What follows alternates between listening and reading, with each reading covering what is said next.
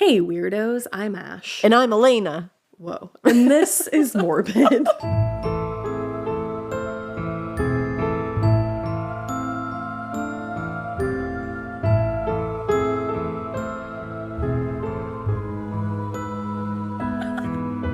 Do you ever? I bet some people think that we hate each other based off of our like answers. Yes, like probably. I just went, whoa. Like I was Whoa. like, okay, calm down. But I was just like, wow, she's crazy. Oh, there are definitely some people who think we hate each other. Should we tell them? Guys, we actually hate each other.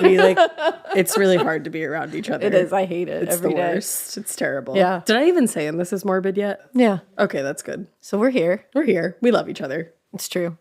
In fact, I just said, hey, I did something crazy. And she said, what? And I said, I ordered a bunch of pumpkin bagels on a whim that are coming tomorrow. And she said, that's not crazy at all. I'm excited about that. And I was like, that's why you're my people. That's love. That's actually not crazy in any way. Yeah, you were like, that's not crazy at all. Especially based off the things that I impulse purchase. Yeah, that's true. When I show you my impulse purchases, you go, that's literally insane. That's insane. Mine aren't bagels. So. Yeah, mine are just like, look at these bagels. They look like a pumpkin. I don't have kids, so I just be buying myself really cool shit. I'm so excited to put those bagels in the girls' lunches. I'm so excited to put one of those bagels into my face. Hell yeah. Hell yeah. Hell yeah, brother. Well, it's Morbid. We're reunited. We're in person. I'm not COVID-y anymore. You're not COVID-y anymore. Yeah, I'm negative. I still got that like lingering cough, which is very annoying. I never fucking got one. I did wake up this morning though. I also tested negative finally, which is great. And I woke up this morning and I was like sneezing a lot. That could be allergies. Oh. Because everything's kind of like moving around now with the rain and stuff. You know what's so weird? Like you're just like laying in your bed and then you wake up with allergies. Like did the allergies come in my room? Do you know what I mean? Like I don't really get it. Did they make an appointment and I didn't write it down? Like I don't sleep with my windows open. So how did the allergies get in? I think your body is just like, oh, it's allergy out there. Maybe that's got to be it. I think that's the scientific reason for it. I would love if I asked my doctor and he just said, "Well, your body's just like, ugh. It's allergies out there." My specific doctor too to just say that. I feel like my doctor might say that. Honestly, I also, which I appreciate. We don't have this. No. I like. Anyway. No communicate. It was just like, no. No, we don't have the same doctor, but we do go to the same place. Mine, I think, would. Mine also would. Yeah. Maybe it's like a practice-wide thing. Yeah, I like that. All right. Well, that's doctors, that's allergies, and my abysmal understanding of them. Yeah. And on to the episode. Because it's spooky season, y'all. Spooky season. Spooky season. But I feel like we kind of like made this a theme that we're also doing. Like, I feel like a lot of times we go like full spooky, which is like super fun. Yeah. But without even meaning to, we've intertwined true crime into this spooky season. Yeah, it's definitely become like a more like mishmashed one, which I like. Yeah. It's a lot. We've touched upon a lot of different things. Got some like spooky, we did some spooky cemeteries and like spooky hotels, which is fun. We've done some hauntings, some, fake hauntings, some true crime that caused the fake haunting. Yeah. So we're actually in a place of like true crime causing the fake ? Hauntings. Ooh, I like this that. is a place that like, honestly, I'll be quite frank and open with you at the beginning. Most of this is just true crime. Yeah. And the end is like a little bit haunted, but there's debate over how haunted it truly is. Ooh. So we're going to be talking, unfortunately, about the murder of Preston Murr, but also the Boise murder mansion. Ooh. So a little after midnight on June 30th, 1987, so not too far back, guys. No, I was born. I was not. So there's that. I wasn't even a star in the sky. Wow. But you were. I was. You were out of the sky. Yeah, I mean, I was only like 2, but still, I was here. That's kicking. You might have been able to walk. Yeah, I mean, I hope so by then. I don't know about milestones. I'm not there yet, okay? But anyway. I was like, maybe, I hope. I don't know. I don't know how any of that works. But a little after midnight on June 30th, 1987, when Elena knew how to walk. Yes. Clinton Sparks was woken from sleep by what sounded like somebody running down the street and shouting outside of his window. No. I would just go back to sleep.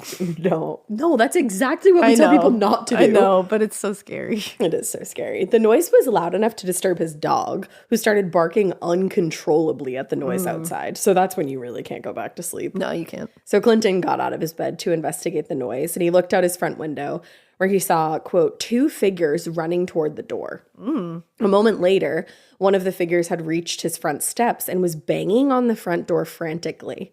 Clinton later said, I didn't know what was happening. I didn't hear voices at that time. So completely fucking terrified, he backed away from the door, and at that very moment, he heard a man's voice shout, let go of me, let go of me. Oh.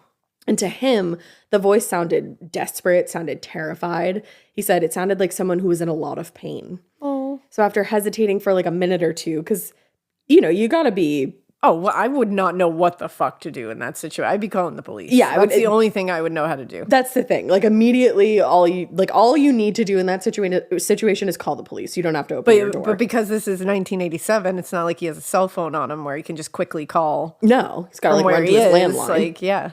So he opened the door and he saw what appeared to be a large smear of blood on his storm door. And he said he could still hear yelling from somewhere outside. But by then, whoever had been at the door was gone. So he was like, what the fuck do I do? And I think he probably was sitting... Remember, this is like the middle of the night. So he's like, yeah, did this just happen? Like what the fuck? He's very like shaken and here. Damn, what a fucking badass that he opened that door. Like, yeah, because not everybody would. No. I don't know that And honestly, it would be very dangerous too if you know what I mean? Like, it sounds like there's multiple people out there. Oh, knowing what we know, I think it's not a good thing that he didn't open the door, but I think it could have gotten a lot worse. Yes, exactly. Yeah. So after waiting about 10 minutes, he called 911 to report what he believed was a violent altercation of some kind. And he said, I'm pretty sure there's somebody out there in need of assistance. Like somebody's bleeding and screaming. So he told the dispatcher, a couple of guys came up and beat on the door. I went outside and looked, and there's some blood on the door, it looks like. And he said he couldn't see anybody in the street at that time, like when he was calling. But he said it appeared as though, quote, something's going on in the house across the street. And when the dispatcher asked what Clinton wanted them to do for him, he was like, well, I'd like an officer to come check out the neighborhood to look around. I'd be so irritated. I'd be like, what the fuck do you think I want you to do? Like, I want you for write guidance. Me a haiku about it. The fuck do you think I want you to do? That's the You're thing. the goddamn emergency services. Come emergency serve, please. Like, I just told you I heard yelling and there's blood on my door and somebody in need of help, and you're like, well, what do you want me to do? I'm like, your job? I want you to tell me what you think of the new Terminator movie. Could you tell me a nighttime lullaby? Who are you? Not somebody smart. No. So he was like, can you send somebody out to have a look around? And he gave the address in the cross street and then was like, okay, like, hope you're coming. Goodbye. Now, that same evening, a fire had broken out at a house across town, and the dispatcher decided that emergency should be given a higher priority, the fire, than the disturbance. So Clinton's call wasn't even flagged as an emergency. Wow. Which is very... That's wild. Crazy. Like, I understand that a fire is, like, happening right now. Yeah, so like that's... You got to triage those things, but it's like... It's still a big deal. Someone's bleeding outside. Well, you do have to triage them. Yeah. To like some level of importance. And if somebody's bleeding, I think that would be like high on the list. I would think so. Strangely enough, though, the call wasn't dispatched to an officer until 48 minutes after the call was placed. Awesome. At that time, the officer who was assigned to the call was busy and asked that it be reassigned. But for whatever reason, the dispatcher never sent the call to another officer. What the fuck? It was like a huge fuck up. Yeah. So the next day, another resident in the neighborhood called the police to report what they believed was a large amount of blood in the street. Okay. So much so that, quote, someone or something could have bled enough to have died, they said. What the fuck? So at that point, officers finally got around to investigating the front door of Clinton Sparks' home, where they did indeed find a bloody handprint. Sergeant Jim Tibbs told a reporter it appeared like he had a whole handful of blood. So there was like a straight up bloody handprint on Clinton's door. Oh. Yeah. And Clinton's house wasn't the only one. Police also found a bloody handprint on bloody handprints, on the windows of another nearby home, like multiple. My goodness. So they were able to follow a literal blood trail from the large pool in the street all the way to the front door of 805 West Linden Street, the home of Daniel and Catherine Rodgers. The couple told the investigating officers that they actually weren't home the night before and they didn't know anything about the blood or the supposed fight that happened in the street. But when officers returned with a warrant a short time later, they discovered that the blood trail led inside the house and continued down into the basement, where they discovered more than 13 pounds of marijuana, scales, and packaging material. Oh, oops. Yeah. So Daniel and Catherine Rodgers were immediately arrested. Yeah. And that they got arrested at that point on charges of possession of a controlled substance with intent to distribute. And the house was cordoned off for further investigation. Because were they just like hanging? They were just in that house with that blood trail going through it? Yes. Just like stepping over it when they had to get to the kitchen for a snack? Like, I what do guess. you. What? I guess they just hadn't cleaned up yet. And then the cops come and they're like, oh, it's fine. This isn't We shouldn't ours. clean this up, I think. Yeah, no. No. This is not Like, our I'm blood glad trail. that they didn't. Yeah, because- obviously. But like, When fuck. also the cops come, and remember, 1987, weed was not legal. So you have 13 pounds of weed in your Like, basement. I don't know, maybe clean up. Maybe just like, yeah, maybe do anything. Literally anything. But again, glad they didn't. So as they continued searching the Rodgers home, investigators found a significant amount of blood spatter on multiple surfaces throughout the house, obviously indicating that something pretty violent had happened there. And that they are not good, clean people. No. Even though there wasn't any victim found in the home and no wounded victim had reported to area hospitals, Tibbs told a reporter, "We're safe to say that it was human blood." Now, during their canvass of the neighborhood, one neighbor told officers that she actually saw Daniel Rodgers hosing down the front porch of the house that morning, as well as the yard and sidewalk in front of the house. So he cleaned the outside of the home, but not the in. In further searching of the home/crime scene at this point, crime scene technicians discovered a handgun and bullet fragments lodged in the wall by the front door, one in the laundry room and one in the door frame leading to the basement. So like multiple bullet fragments just lodged into various places in this home. That's probably fine. Yeah, totally. We don't have to worry. Now, given the large amount of blood found inside and outside of the home, investigators started to theorize that the house had probably been the site of a murder. Yeah, likely. But unfortunately, without a victim, they weren't able to charge the couple with anything other than the possession charges. That's so fucked up. But under the circumstances, a judge set their bond at an unusually high amount of $250,000 each. So it was going to be very unlikely that they'd be released. Now, the next day, two 13-year-old boys were fishing on the banks of Boise's Snake River when one of their fishing lines got caught on two plastic bags floating in the river. And the boys hauled in the bags, and when they opened them, they discovered the arms and fingers of a man that police would later identify as 21-year-old Preston Murr. Holy shit. Two 13-year-olds finding that gruesome of a Oh fucking my discovery. God. Like, And 21. in 21 years old. And that's just his arms and fingers. So where's the rest of like, him? what happened here? Well, the next day, Carl Kitchen was fishing with his family when he spotted several objects floating in the Brownlee Reservoir. When he managed to bring the bags to shore, he opened them to discover more body parts, later determined to belong to Preston Murr. Kitchen later told a jury, "I saw it had to be a piece of a human body from above the navel to just below the leg joints." Oh my God. Yeah. Investigators would eventually find 13 garbage bags in total, all containing Preston Murr's remains. Wow. Now, Preston Murr was like a petty criminal who had spent his short life in and around Idaho Falls, Idaho. And he'd been arrested on a handful of times for minor offenses, just like disturbing the peace. He wasn't a violent guy. Yeah. But just a few days earlier, on June 29th, he had attended a funeral for a friend. And during the funeral, several attendees, including Daniel Rodgers, had gotten drunk and gotten into an argument that quickly did escalate into a physical altercation. So the police were called to this funeral, and Preston Murr and the other men were given a citation and asked to leave. So Preston went back to his sister's apartment where he was staying, and he called the police to inform them that after he left the funeral, somebody called his sister's apartment and threatened to kill him. Whoa. Now, according to his sister, Tonda Streeper, Preston drank and smoked pot recreationally, but as far as she knew, he wasn't involved in any major criminal activity. She told a reporter she didn't know anybody who would want to kill him. Yeah. So when investigators put all the pieces together, a picture of what had actually happened to Preston Murr started to emerge, with Daniel and Catherine Rodgers at the very center of it all. By the end of the week, Catherine had been ruled out as a participant in the murder, but detectives had identified Daniel Rodgers' accomplice, 31-year-old Daron Cox. Both men were charged with the murder of Preston Murr, and Cox ended up being held without bail. So the more detectives looked into Daniel Rodgers' background, the more they became convinced that he was the primary shooter in the death of Preston Murr. Oh, really? Because he had a pretty violent past.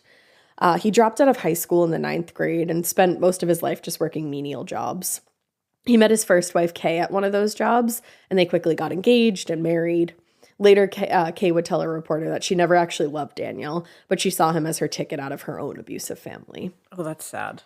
What's even sadder because he was just as abusive to her. Ugh. Her dad was like really, really abusive. I read one of the newspaper clippings that Dave found, I was reading, and their dad used to like wake them up in the middle of the night and sit them on the couch and like hold them at gunpoint.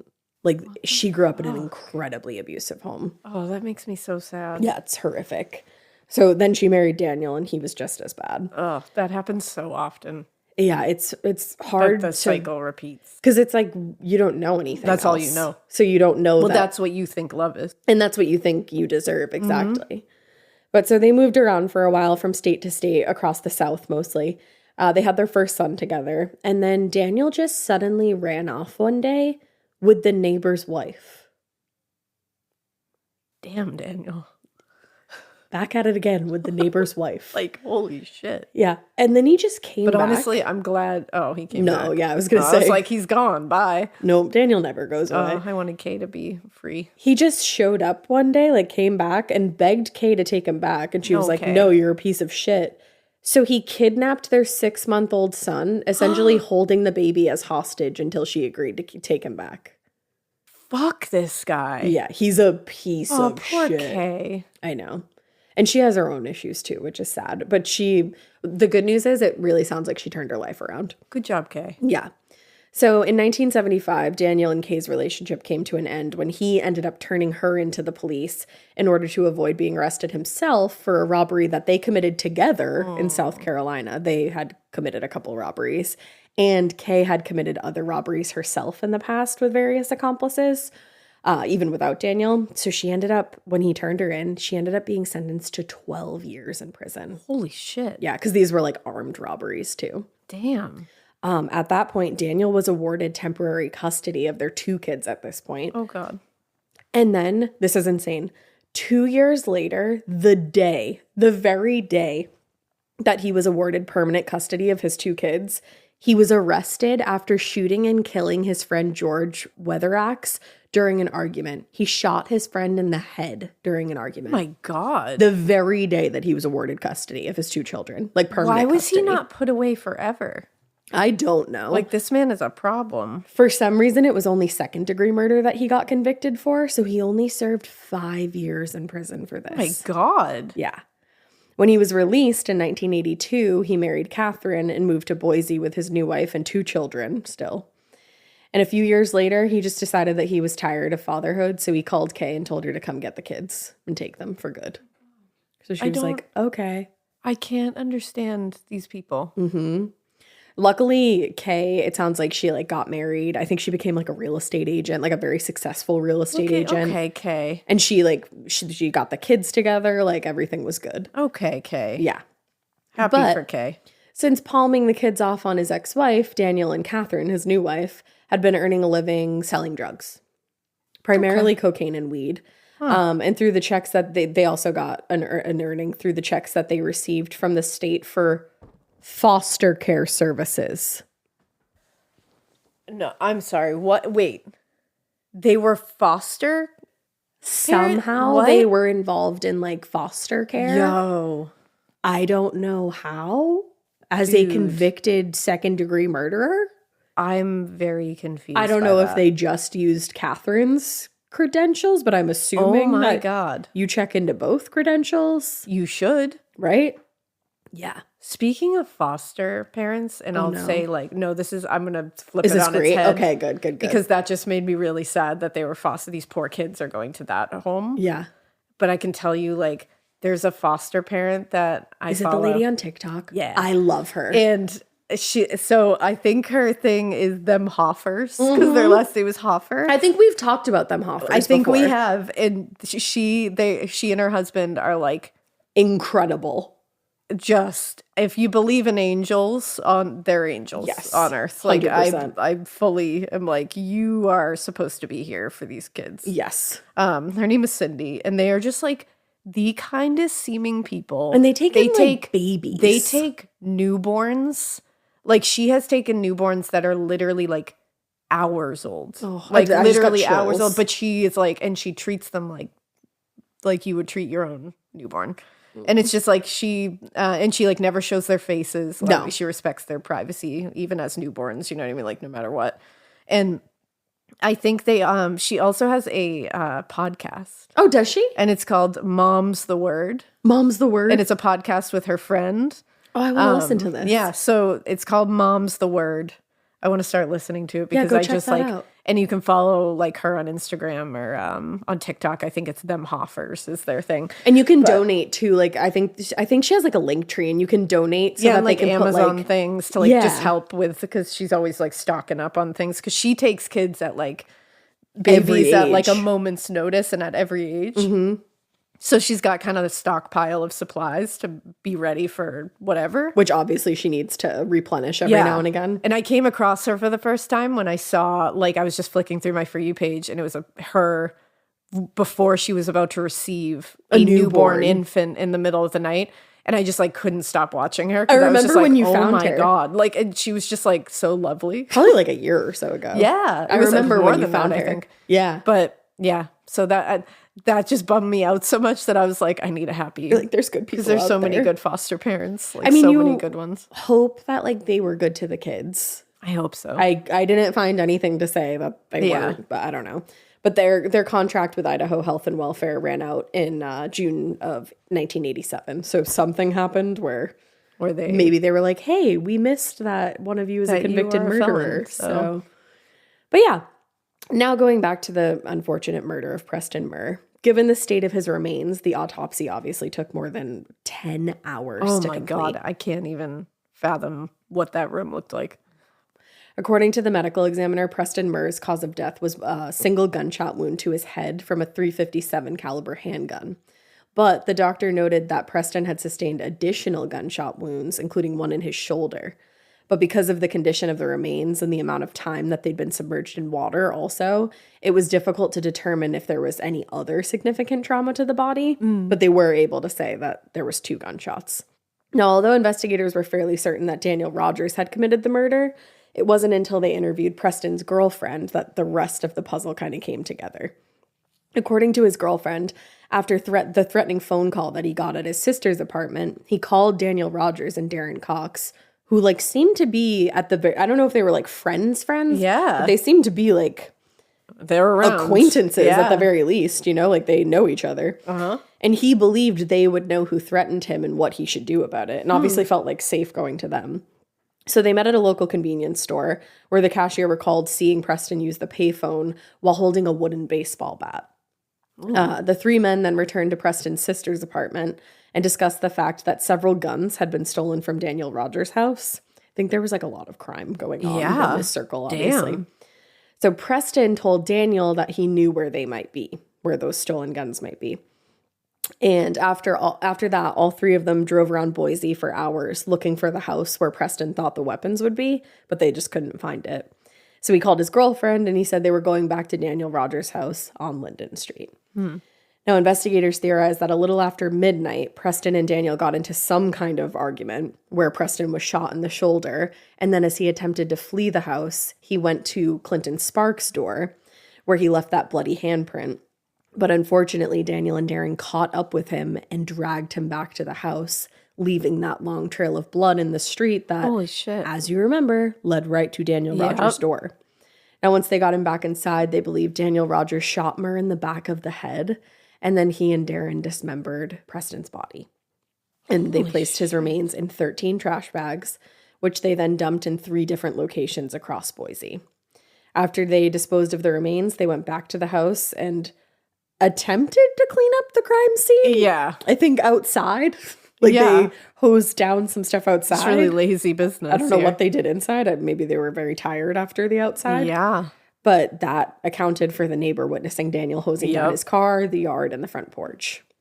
So in late July, the Ada County prosecutor, Greg Bauer, which I feel like we've encountered another case with him. It sounded like a very familiar name. Greg Bauer, does. yeah. But Greg Bauer filed an additional charge of assault against Daniel Rodgers for his role in yet another violent crime, the beating of a man named James McMillan, which he had been accused of committing along with his friend James Miller. So they found that and added that charge too. They were just like, you know what? You also did this. Yeah.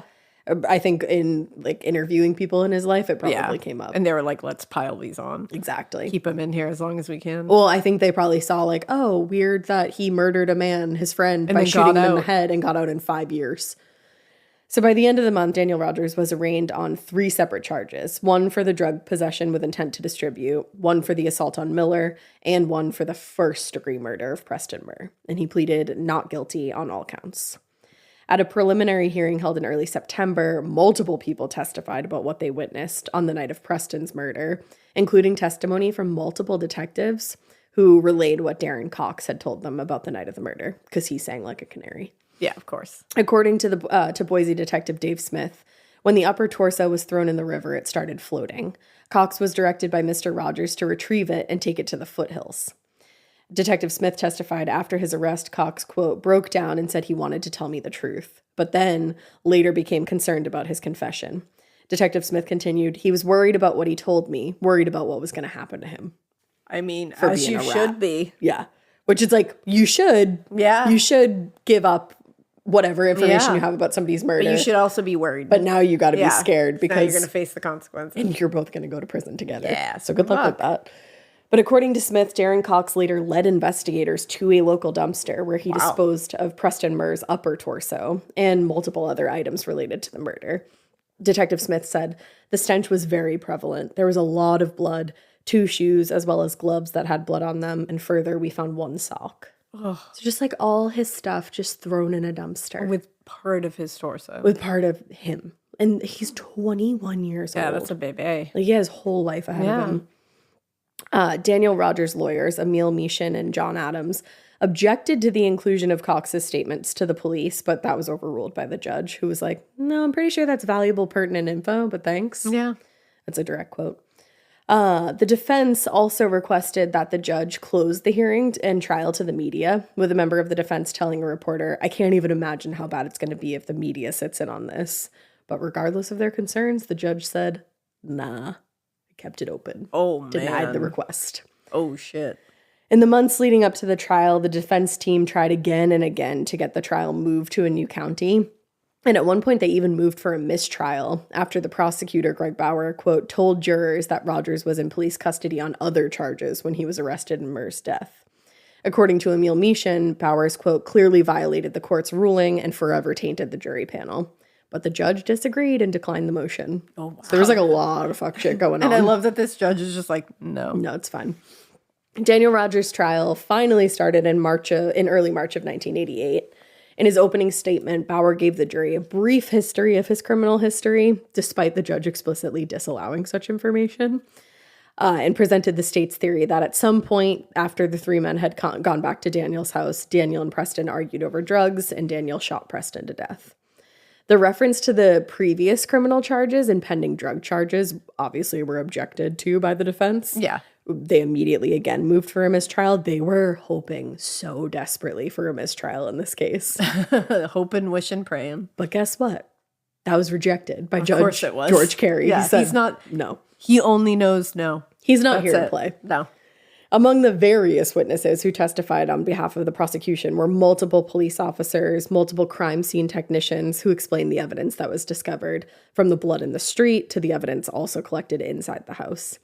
Officer Mike Majors explained to the jury what the search team had discovered on their initial search of the home, which was the gun, ammunition, and an axe, which Daniel Rodgers buried in the garden next to the house. Oh my God. Obviously that was used. Yeah.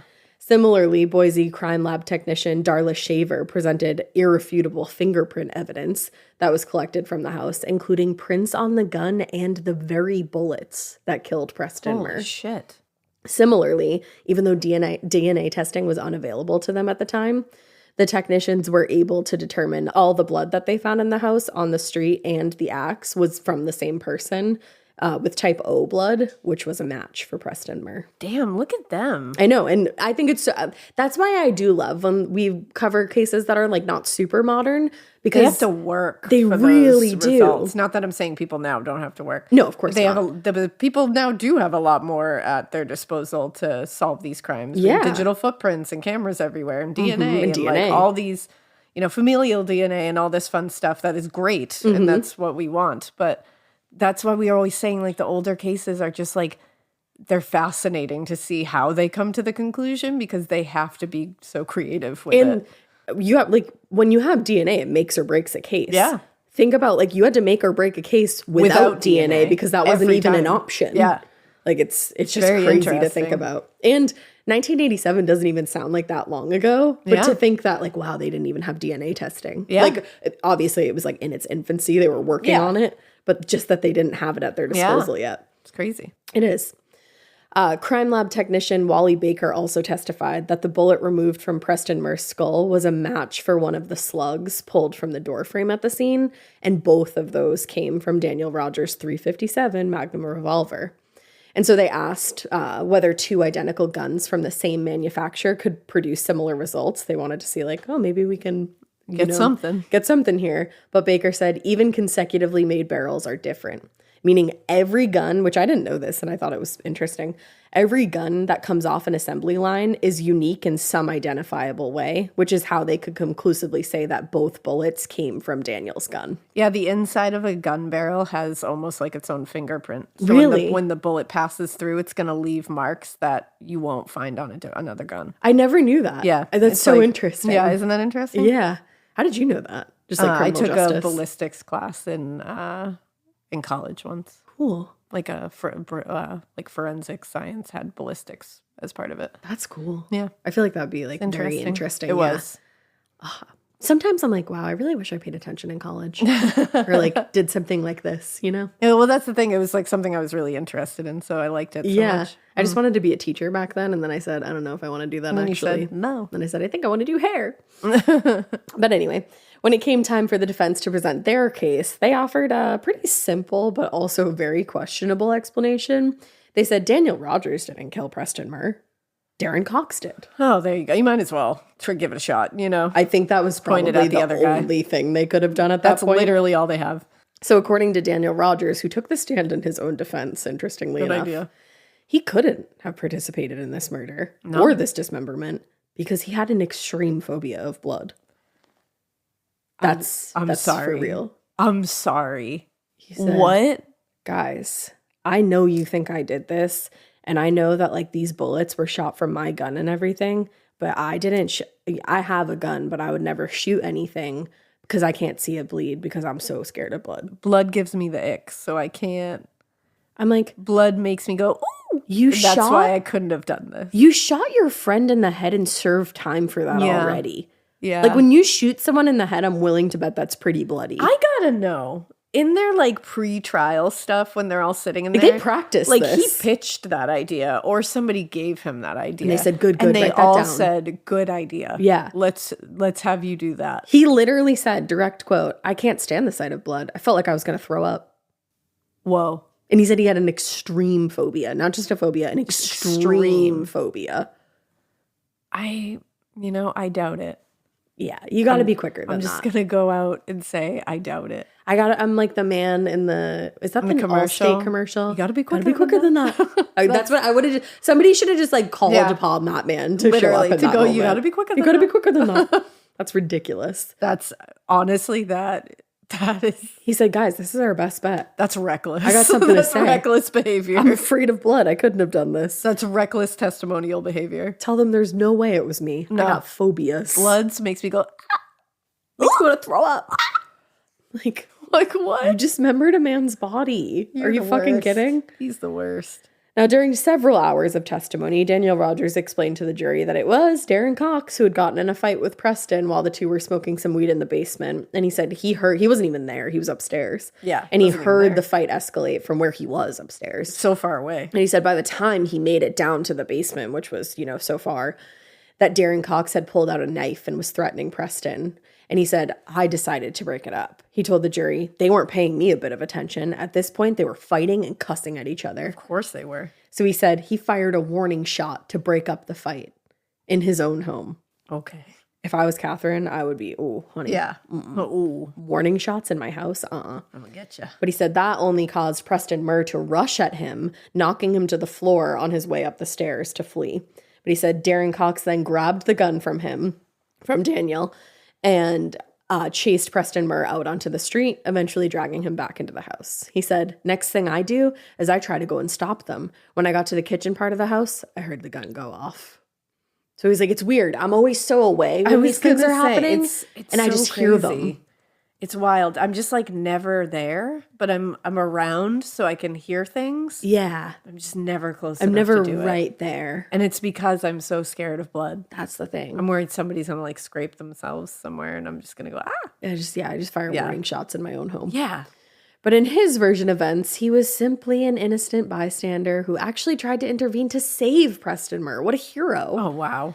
But the problem was that none of the evidence supported his theory or his story. And by all accounts of the two men, it was Daniel Rodgers, not Daron Cox, who was more likely to react with explosive, deadly violence. But good try. He had a whole fucking full-blown history of it. He shot his friend in the head once.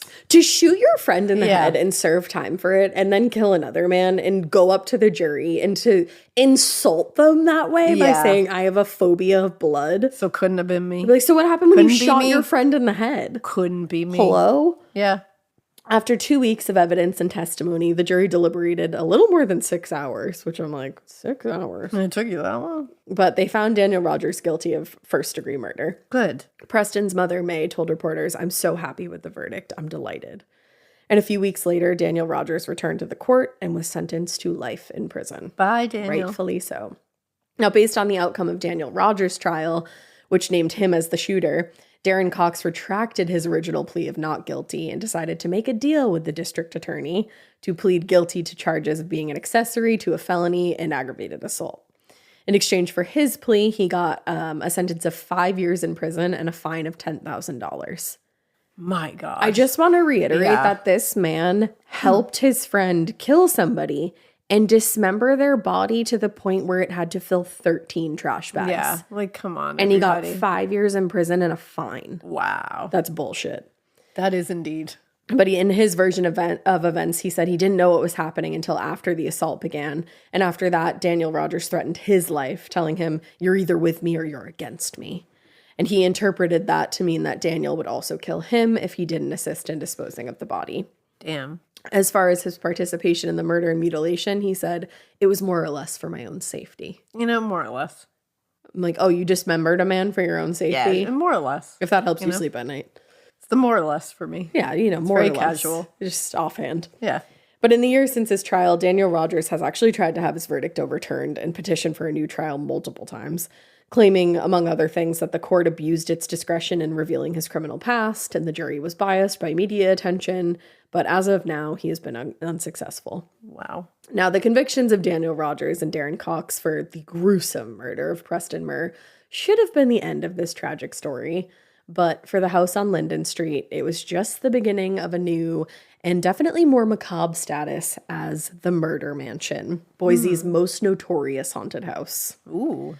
It's kind of unclear at what point the rumors of the haunting began or who started them, but it actually does turn out that Preston Murr is not the first person who died in that house. In June of 1952, the home's owner, 91-year-old Bertie Sexton, she died in her home. I know, Bertie's like one of my favorite names. She died of natural causes after living in the house for 44 years.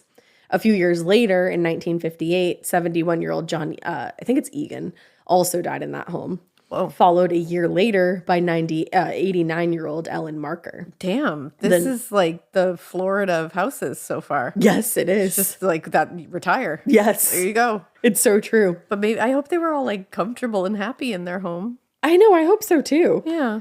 And then the next person to die in the house was murdered. Oh, that was what a Preston terrible. Murr. Because before that, it's just like super old Yeah, like people at the end of their lives. at the end of their lives dying of natural causes in the home that they live in. assumably love. Yeah, or, exactly. Feel comfortable in. But But a terrible way to end that. then a 21-year-old who was Brutally shot murdered. and brutally killed. And that was nearly 30 years after Ellen Marker had passed away. Jeez. Despite the gap in years and decidedly different circumstances of deaths, this group would serve as the basis for the rumors of the haunting at 805 Linden. I mean, I get it.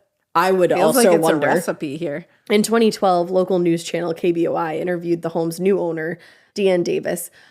She hadn't experienced anything unusual herself, but she was well aware of the rumors about her house. She told them, "Living there, I really don't feel that I was ever afraid or felt it was haunted, but there are so many stories that everyone else is convinced it is." Well, maybe you're not afraid because they're like all happy ghosts. Or, Yeah, like, exactly. Nice ghosts. That's what you would hope. Yeah. For the most part, she and her children had no reservations about living in a house where something that tragic had happened, but even they weren't immune to the stories and speculation about the house. One of her daughters said, "I feel there's something kind of there and kind of not. When I went into the basement, it was dark and I was scared. And when I went in there, I was like, get me out, because I felt there was something there and I didn't want to go near it." I mean, yeah. I feel like there's got to be some kind of vibe. There. Yeah. Even if it's not like haunted. Or like, like malevolent, it's like, Right. it's just a vibe that something's there. Because like the energy. I always say the energy. that's dark energy. That's like dark-sided. That's dark-sided. That's sinister, babe. What happened in there? And I feel like that stuff doesn't just like go Dissipate. away. Dissipate, exactly. But according to Deanne Davis, from the moment she moved in with her kids in 2008, they were constantly asked by the neighbors and even paranormal enthusiasts if they would ever open the house for tours. Which I feel like it's my literal home. No. That's a wild thing to ask someone. Don't ask your neighbors. Imagine walking up to your neighbor and being like, "Are you ever going to like open this place up for tours?" Yeah, like your house is fucked up. You ever think of having people tromps through it for a couple of bucks? Like it's like No what? thanks. No. It's also like older people died here at the end of their lives. Yeah. And then a poor young man was brutally murdered. What's there to see? Yeah. You just want to walk through my house so you can feel if it's creepy? I'm not getting Like, what? it. I think it's the rumors that really added to everything. Oh, yeah. But she said it had a lot of fame that people would want to come by and have a tour of the house. It's like it's listed like third in the United States as haunted houses. Is it? I don't, maybe gonna at check. that time, as of 2016. Yeah. I'm not sure if it still is. But according to the lifelong Boise resident and content creator for Boise radio station 179 Light FM, Michelle Hart said, "There are so many rumors about the house. Everything from a crazy serial killer who killed multiple people in the home to it being a frat house for Boise State where brothers frequently saw blood running down the walls." Oh, we got more of that. Yep. That's to fun. stories of a woman dressed in clothes from the 1800s standing in the window, Okay. which is interesting. None of that makes sense, but all right. No. She did clarify that the house was actually never used as a BSU frat house. Good. But its association with the Murr murder gives it a certain legitimacy and credibility that allows that speculation and the rumors to grow. In the years since Daniel Rodgers was sentenced, the house has been owned by a handful of people. And not a lot of those people put a lot of effort or money into its curb appeal, which kind of only added to the notoriety because it looked because then creepy. it starts looking a little haunted. Yes. According to Hart, there are multiple vehicles parked on the property, what appears to be trash piled in the second-story window, broken windows, and debris all over the front porch. I mean, that'll do it. Yeah, not great. While Hart herself has never gone into the house or onto the property, she's been collecting stories from those who supposedly have. In one story from a young woman named Lacey, her best friend's father owned the house and hired his daughter and some friends to do some yard work and cleaning. And she said, "We worked there for about a week. Nothing weird ever happened when I was inside, but I did not want to go near the basement." And then others had more detailed experiences. According to one of Hart's respondents, referred to as Dan D., "We were upstairs in one of the side bedrooms when we heard someone walk upstairs. Didn't think much of it, thought it was the roommate. But then we heard it again, and we never heard anyone go downstairs. Me and my friend B went to check it out. We thought it was someone breaking into the house. We checked everything out, don't see anyone, so we go and stand on the porch to let whoever was there know we're watching if he comes back. I just thought I was tired until B asked me if I was seeing this stuff too. We figured out that we weren't looking for a person. I stepped out into the front yard and look up to the main bedroom upstairs. In the window is a big, black, oily looking thing. Ooh. I doubt what I'm seeing until it moves back toward the dresser, stops, goes to the door, and disappears. Oh, that's creepy. An oily looking Big, thing? black, oily looking thing. Ugh. Hate it. Now, like Dan D, another respondent, Christy, also saw inexplicable things in the windows. She said, when I lived on Leadville when I was a kid, I saw a woman in an upstairs window banging on it. Oh. It looked like she was screaming, but there were no sounds. Oh, that's terrifying. Horrifying. That's chilling. So for a lot of people, it's like, it seems like people who don't live in the house have experiences. But for those who actually lived in the house, the experiences are much less supernatural. And they just have more of like an ominous feeling. So there it is. It's the vibes. But yeah, there's definitely something there. According to a BSU student who rented a room in the house, the basement was creepy and had a weird feeling to it. We would take people down there to scare them. I never saw any ghosts, but you could tell something wasn't quite right. And it's the basement. The basement, which... Yeah, which makes sense. Yeah. That's where like the really bad shit happened. Exactly. So whether or not the house is truly haunted is a matter of debate. But for those who are interested in finding out for themselves, they actually might finally have the chance. In the spring of 2024, Mark Iverson, the creator and tour guide of Ida history, began advertising upcoming tours of the house on Linden Street. And according to him, he, quote, hit it off with the home's owner, and the two of them are working together on opening the inside of the home for tours.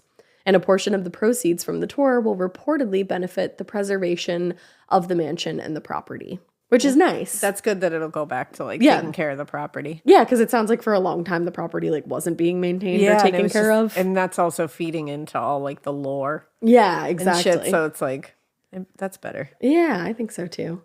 Wow. But what a story, huh?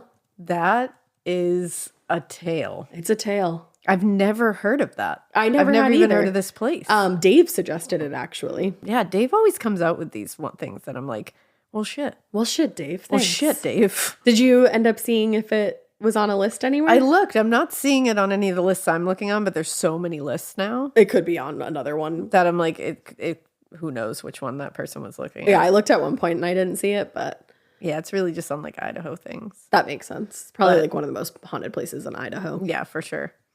But wow, what a tale. What a sad, sad tale. Poor Preston. I don't know if I would want to go. Poor Preston. Yeah, that's the thing. Like what happened to Preston was like so like brutal and senseless. And that he was running down the street trying to get help. I know. And like those poor people who like, you know. Poor Clinton. Yeah, like poor Clinton. Like nobody blames that you like hesitated for a second. Like no, nobody he did the right thing and called the police. I mean, he did. Yeah, the dispatcher, if anybody, failed. Yeah, real truly. Bad. Like that was that dispatcher failed. Not a great dispatcher moment. Sorry, but like poor Clinton, poor the people who that's rough. The neighborhood, but like damn, waking up to that in your neighborhood, just it's a big trail house of blood. Too. Yeah, it's. If you look it huge. up, it is a mansion. I was just gonna say, yeah. It's interesting. Yeah. An interesting tale altogether, but a tragic tale. Really scary one. Yeah, that is the murder of Preston Murr and the Boise murder mansion. So keep an eye because you might be able to take a tour if you want to. Yeah, if that's what you're thinking you want to do. That's your deal if you live in Boise. Yeah. I love saying Boise. Boise. It's Boise. I don't know. I just like it. It's Boise, Idaho. I hope you like Boise too. And I hope you keep listening. And I hope you keep it weird. But not so weird that you don't just keep talking like this. I don't know talk what happened. like this all day now. All right. Love you. Bye. Bye.